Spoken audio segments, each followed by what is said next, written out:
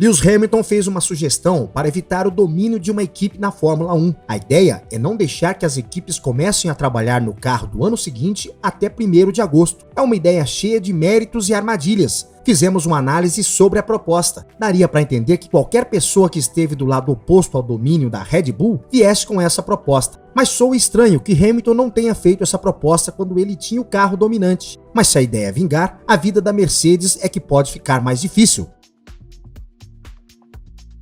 A ideia surgiu em entrevista à Sky Sports na Áustria. Quando perguntado sobre as chances de alcançar a Red Bull, Hamilton disse que a Mercedes iria se superar lentamente e que a Red Bull já deve estar focando no carro de 2024.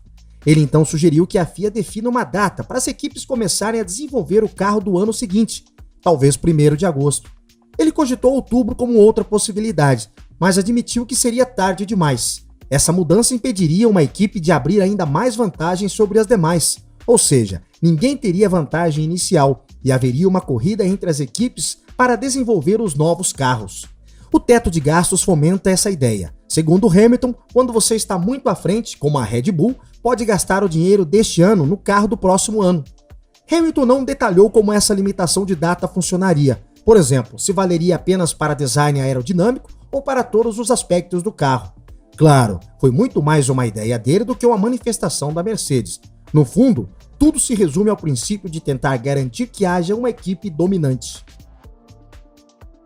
Pouco depois de Hamilton ter lançado a ideia, o líder do campeonato, Max Verstappen, foi questionado numa coletiva de imprensa. Ele foi informado de que Hamilton disse que o domínio era injusto, considerando o quanto a Red Bull está à frente das demais. Afinal, já começou a trabalhar no carro do próximo ano.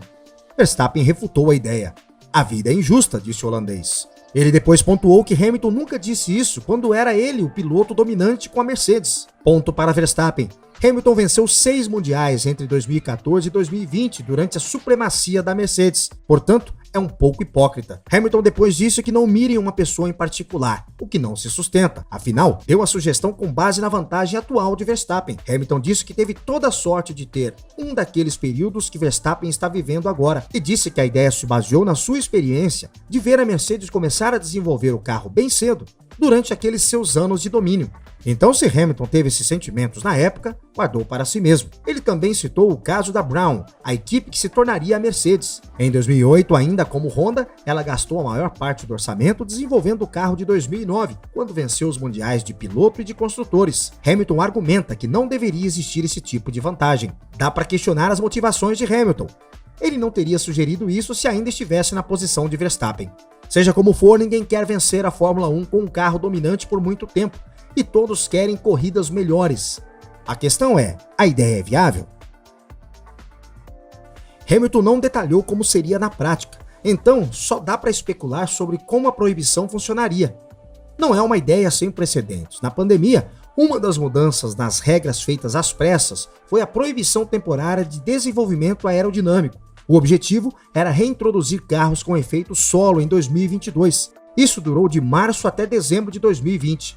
A mudança estava programada para 2021, mas foi adiada por causa da própria pandemia. A proibição foi registrada em 2 regras dentro das regulamentações esportivas. Elas determinavam que testes em túnel de vento e simulações CFD só poderiam ser realizados com modelos que estivessem em conformidade com as regulamentações técnicas de 2020 ou 2021. Então, por que não fazer o mesmo? Ok, aquela foi uma situação atípica, a maior mudança de regulamentação de carros da história da Fórmula 1.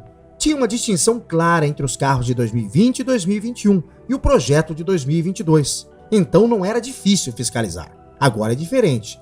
A ideia de impedir até mesmo testes em túnel de vento e simulações CFD para o ano seguinte é tênue. Sem contar que daria para abranger o trabalho de design e pesquisa e desenvolvimento. Sim, dá para monitorar, mas onde termina um trabalho e começa o outro, sempre tem um processo evolutivo. A Red Bull, por exemplo, mantém o conceito de que deu certo num ano para extrair mais desempenho no outro. Já a Mercedes e a Ferrari pensam em mudanças maiores para 2024.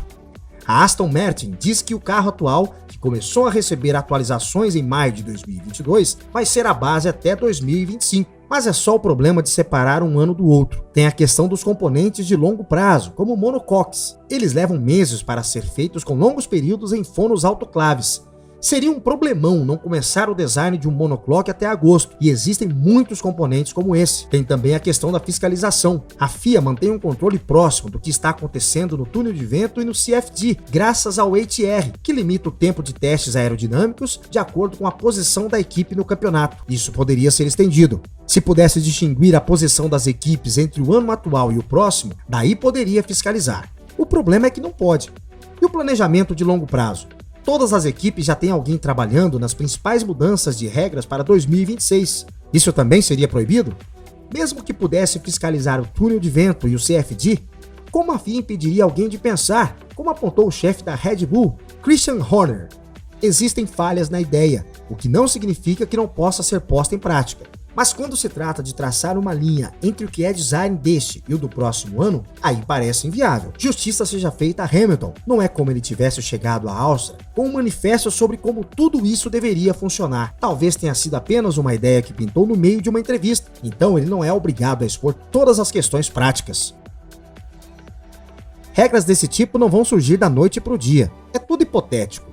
Não se sabe como uma regra dessa ajudaria uma equipe na posição da Mercedes. O chefe da equipe, Toto Wolff, diz que já haverá mudanças arquitetônicas no próximo ano, possivelmente na suspensão traseira e na posição do cockpit, que Hamilton criticou. Neste caso, retardar o início do projeto seria uma desvantagem. A Mercedes já trabalha no carro do ano que vem, porque quer alcançar a Red Bull. É claro que a equipe dominante faz o mesmo, mas aí que está. Se todos começarem a desenvolver o carro do ano seguinte mais tarde, a Red Bull também sairá em vantagem, porque partirá de um patamar mais alto. A Fórmula 1 já tem regulamentos, ATR e o teto de custos, que buscam minimizar grandes vantagens. A esperança é que, com o tempo, as coisas se equilibrem. Porém, a melhor equipe provavelmente ainda será a melhor equipe, mesmo com uma limitação no tempo de design. Restringir o tempo que se pode gastar desenvolvendo novos carros pode até reforçar ainda mais o status quo, em vez de aumentar as chances de balancear as forças.